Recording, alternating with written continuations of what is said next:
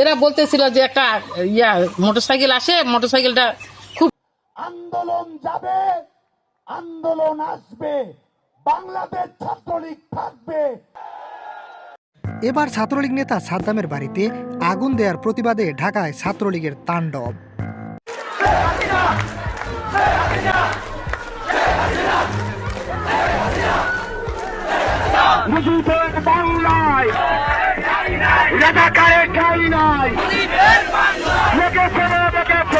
ছাত্রলীগ নেতা সাদ্দামের মা বলেছেন, পরিকল্পিতভাবে এই অগ্নিকাণ্ড ঘটানো হয়েছে।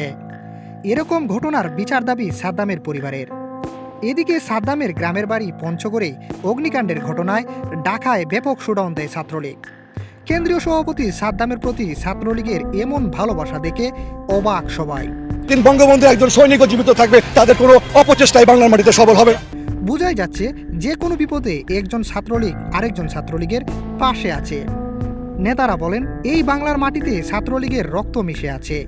নিষিদ্ধ করে বা জেল জুলুম করে ছাত্রলীগকে কখনোই দমন করা সম্ভব নয়।